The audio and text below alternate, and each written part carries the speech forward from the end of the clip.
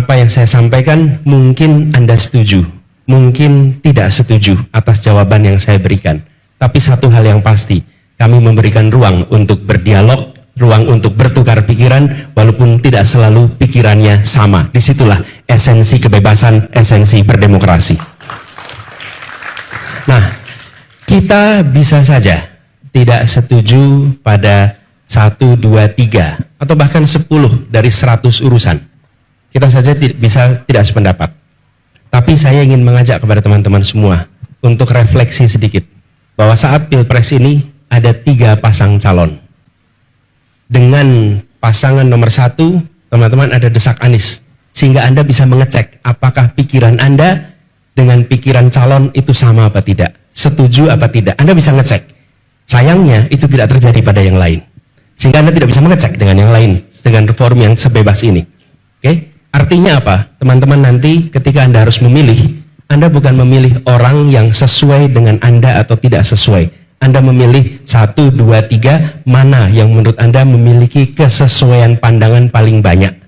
Mana yang Anda merasa paling banyak hal yang sama, paling banyak hal yang kita sepemikiran. Tidak mungkin 100 urusan 100-nya sama, tidak mungkin. Tapi penting bagi teman-teman untuk mengetahui semua. Ruang itulah mengapa kami buka. Kami ingin teman-teman mengetahui pikiran kami, mengetahui rekam jejak kami, mengetahui gagasan kami, sehingga ketika teman-teman memilih, teman-teman tidak memilih dalam suasana tanpa pengetahuan, tanpa informasi, tapi dengan informasi yang lengkap. Itulah sebabnya kita terbuka dengan ini. Jadi jangan bandingkan kami dengan kesempurnaan, karena tidak ada yang sempurna. Jangan bandingkan kami dengan kesamaan, karena tidak mungkin ada yang sama 100%. Tapi bandingkan kami dari 1, 2, 3, mana yang menurut Anda memiliki kesamaan paling banyak dengan aspirasi Anda. Menurut saya itu nomor 1. Karena itulah kenapa kita bicara tentang golput. Yang kedua, teman-teman, kami open book yang boleh dibuka. Anda bisa akses rekam jejak kami sejak masa kecil sampai sekarang. Silahkan dinilai, silahkan diakses. Silahkan teman-teman melihat apakah ada pikiran, gagasan yang teman-teman lihat sebagai sebuah benang merah antar tugas yang pernah dialami. Jadi kami open book, kami nggak menutup, kami malah terbuka. Dan forum seperti ini kami tidak pernah menanyakan siapa. Tadi sebelum masuk saya mau di briefing. Siapa yang datang di sini, panelis siapa? Saya bilang jangan beritahu saya tentang siapa panelisnya. Buat saya lebih baik saya objektif mendengar apapun yang ditanyakan tanpa saya punya prejudice atas apapun pikirannya sebelum masuk ke ruangan ini. Boleh tanya itu tadi ada yang mau memberitahu. Ini Pak pandangannya. Buat saya it doesn't matter, karena kami ingin ada objektivitas di dalam berdiskusi. Bukan siapanya, tapi apa ide yang dibawa, apa gagasan yang dibawa. Dan saya ingin menjaga objektif itu. Yang ketiga, teman-teman sekalian, ketika nanti bertugas, sebagaimana saya bertugas di Jakarta kemarin, atau bertugas di tempat-tempat sebelumnya, tidak mungkin saya akan bisa memuaskan 100% atas apa yang teman-teman harapkan. Tidak mungkin. Akan ada situasi di mana saya disetujui kebijakannya, akan ada situasi di mana saya tidak disetujui kebijakannya. Tapi satu hal yang pasti, kami membuka ruang diskusi, ruang perdebatan sebelum keputusan itu diambil. Dan itulah komitmen kami kepada rakyat Indonesia. Ada ruang yang terbuka untuk pembahasan. Ketika diambil keputusan belum tentu sama. Dan tidak mungkin ada keputusan yang sama dengan semuanya. Tapi satu hal, ruang itu ada. Dan itu dibuktikan dari mana? Dari ketika masa kampanye sudah dibuka ruang untuk berbeda pendapat, ruang untuk berdiskusi, ruang untuk bertukar pikiran.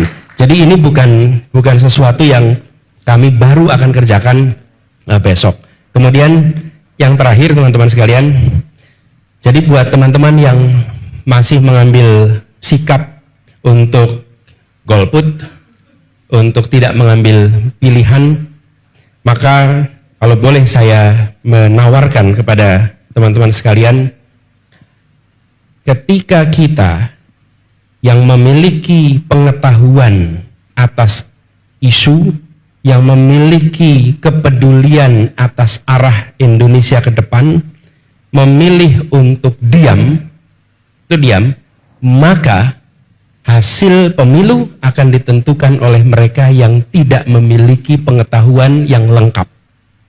Mereka kemungkinan besar akan memberikan ruang kepada kampanye-kampanye yang sifatnya artifisial yang mendominasi percakapan publik. Sesungguhnya kita berhadapan dengan situasi Pilpres ini soal arah Indonesia ke depan. Tapi akan ketemu dengan situasi seperti yang dialami oleh Ibu Eka tadi. Mengambil keputusan karena saya menyukai saja. Tapi belum tentu tahu apa gagasannya, belum tentu tahu apa keputusannya yang pernah dikerjakan di masa lalu dan mungkin dikerjakan masa depan. Karena itu saya menganjurkan kepada teman-teman yang punya kepedulian atas ide dan gagasan untuk memanfaatkan hak pilihnya untuk menentukan Indonesia ke depan. Kenapa? Karena Anda punya pengetahuan, Anda punya kepedulian, Anda punya concern tentang isu. Teman-teman tentu ingat Brexit. Apa yang terjadi ketika Brexit? Anak-anak muda memilih untuk absen, tidak banyak yang hadir di dalam referendum. Yang hadir justru kelompok tua. Dan sekarang tanya pada Inggris, apa yang terjadi? Di Inggris sekarang dalam situasi di mana mereka sayang keputusannya dulu adalah keluar dari EU. Tapi itu kenapa terjadi? Karena anak-anak muda memilih untuk tidak ikut terlibat. Sementara masa depan Inggris ditentukan oleh Brexit itu. Karena itu saya mengajak pada teman-teman semua di sini. Pemilu walaupun diikuti hanya 30% penduduk, maka 30% inilah yang menentukan hasilnya, dan yang 70% hanya menonton dan merasakan konsekuensinya. Bagi yang 70%, jangan dibuang kesempatan untuk menentukan itu. Jadi buat teman-teman di sini, saya tidak meminta Anda untuk memilih Anies. Saya tidak meminta Anda untuk berkampanye untuk Anies, tapi saya meminta Anda untuk jangan sia-siakan hak pilih Anda, karena ini menentukan masa depan kita semua 5 tahun ke depan.